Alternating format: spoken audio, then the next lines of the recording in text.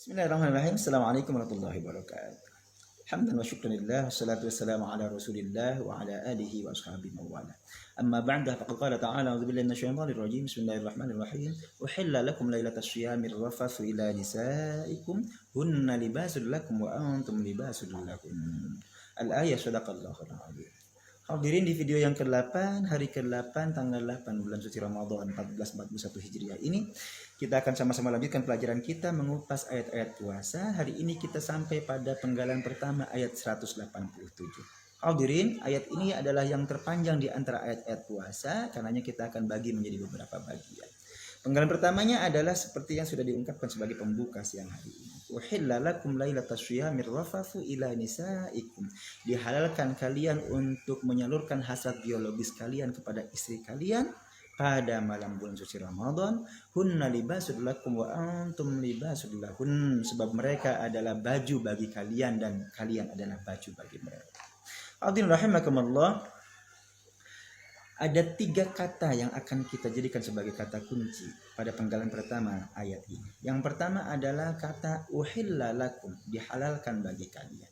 Hadirin rahimakumullah, asbabun nuzul ayat ini, sebagian sahabat salah persepsi terhadap kewajiban puasa. Mereka menganggap bahwa sepanjang bulan suci Ramadan tidak pantas seorang suami berhubungan dengan istrinya.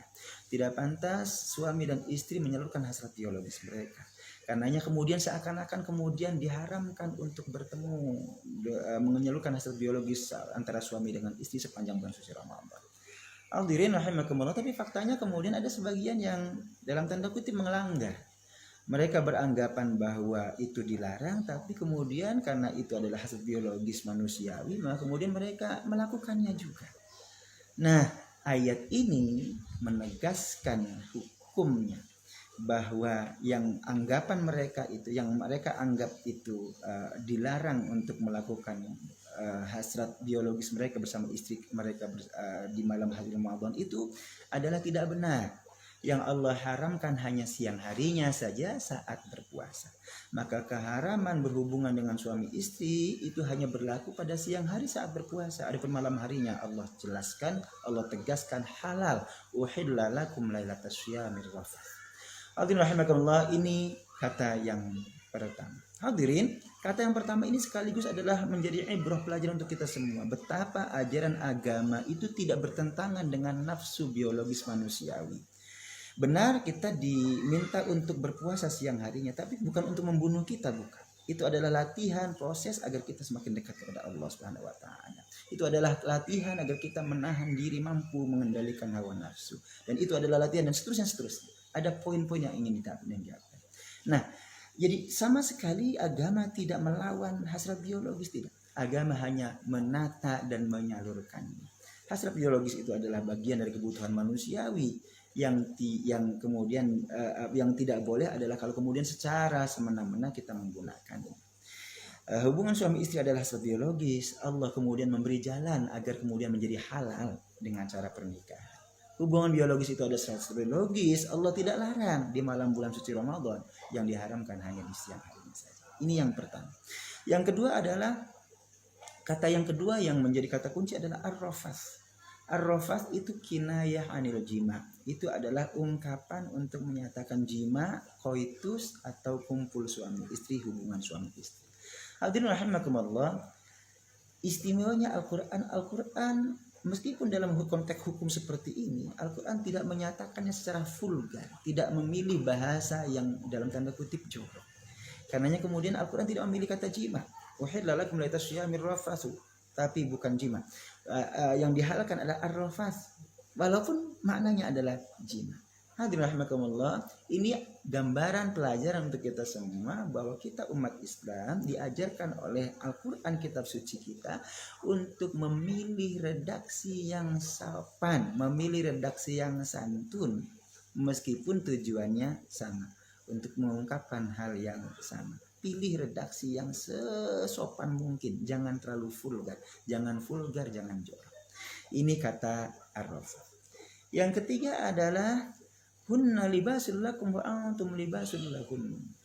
Mereka adalah pakaian bagi kalian, kalian adalah pakaian bagi mereka. Hadirin rahimakumullah, Al-Quran mengungkapkan, mengibaratkan suami dan istri itu ibarat pakaian satu sama lain. Hadirin, apa itu fungsinya pakaian? Sekurang-kurangnya 3. Yang pertama adalah pakaian itu adalah penutup aurat. Pakaian pasti menutup aurat kita. Maka kata Nabi, ada banyak orang yang berpakaian tapi telanjang karena tidak menutup aurat mereka. Pakaian menutup aurat. Kalau begitu maka pelajarannya hendaknya suami mampu menjadi orang yang menutup aib istrinya. Demikian hal sebaliknya, istri hendaknya mampu sebaik-baik mungkin untuk tidak mengumbar keburukan, kejelekan suaminya, tapi sebaliknya justru mampu menutupi kekurangan suaminya, apalagi aib yang tercela. Ini yang pertama. Yang kedua, fungsi pakaian adalah kebanggaan. Ada istilah baju kebesaran. Itu bukan kelonggaran, bukan. Tapi yang dimaksud adalah baju yang dengan baju itu kemudian menunjukkan kemegahan, kebesaran, keagungan seseorang. Hadirin rahimakumullah, maka pelajarannya adalah hendaknya istri membanggakan suaminya. Sebaliknya suami hendaknya bisa menjadi kebanggaan bagi istri. 2. Yang ketiga adalah pakaian itu menghangatkan. Ini jangan sampai dilupakan. Ajaran Al-Quran luar biasa, mengibaratkan suami adalah penghangat bagi istrinya, sebaliknya istri adalah penghangat bagi suaminya karena mereka adalah baju satu sama lain, pakaian bagi yang lainnya. Hadirin rahimakumullah, maka seorang istri hendaknya tahu, faham betul kebutuhan biologis suami. Gak usah pakai diminta, tapi dia akan memberikannya dengan sukarela, dengan senang hati, dengan manja. Sebaliknya demikian halnya dengan sang suami. Suami hendaknya juga paham kebutuhan biologis istrinya, sehingga kemudian dia bisa menjadi suami yang harmonis, suami yang indah di depan istrinya, suami yang menyenangkan istrinya, memuaskan istrinya. Ini poin yang ketiga, makna libas, baju, pakaian dari satu sama lain. Suami adalah baju bagi istri, dia harus mampu menutupi aibnya, harus menjadi kebanggaan istrinya sekaligus menghangatkan istrinya. Demikian hanya dengan istri. Istri adalah baju pakaian bagi suami, hendaknya dia mampu menutupi kekurangannya, menutupi aibnya. Yang kedua, hendaknya menjadi kebanggaan bagi suaminya, dan sekaligus yang ketiga adalah menjadi penghangat yang bisa menyenangkan suami. Mudah-mudahan bermanfaat. Terima kasih. Assalamualaikum.